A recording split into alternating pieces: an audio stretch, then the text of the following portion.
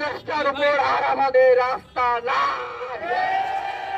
দেশে নতুন ভাবে ভারতের এজেন্ট নিয়োগ দিচ্ছে।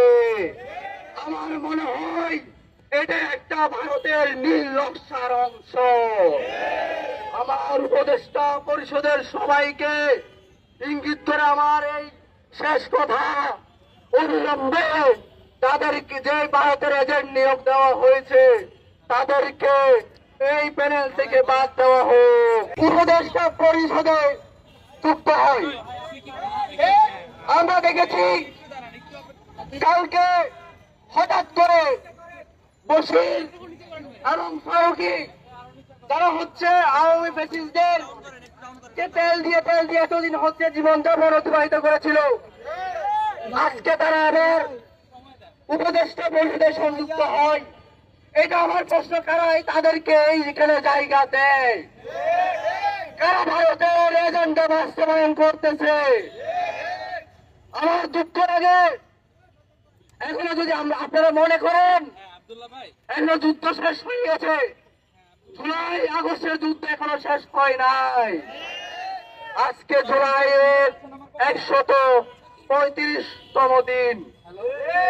মনে রাখতে হবে, শেখ হাসিনা ভারতে বসে বসে মোদির সাথে তাহাজ্জুদ নামাজ পড়ে 2000 যে গণহত্যা করেছে, আর হচ্ছে যারা আমাদের ভাই চক্ষু হারাইছে পা হারাইছে, তাদের এই যে নির্মম হত্যাকাণ্ড চালিয়েছে সেটার জন্য অনুসরণ করতেছে, এটা ভাববেন না।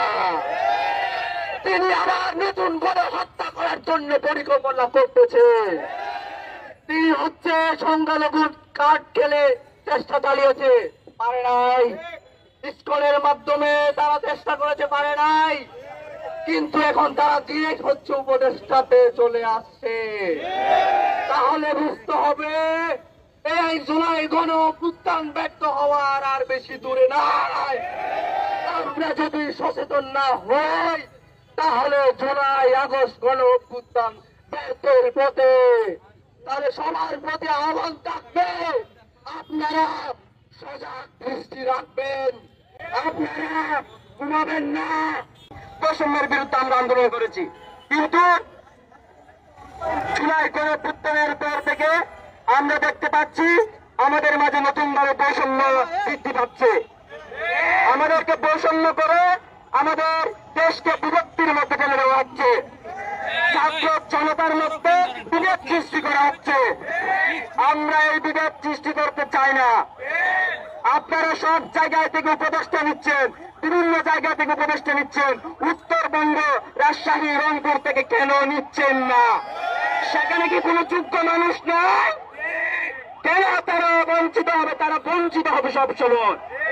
স্বাধীনতার পর থেকে তাদেরকে যেভাবে বঞ্চিত করা হয়েছে সেটি সত্যিই দুঃখজনক।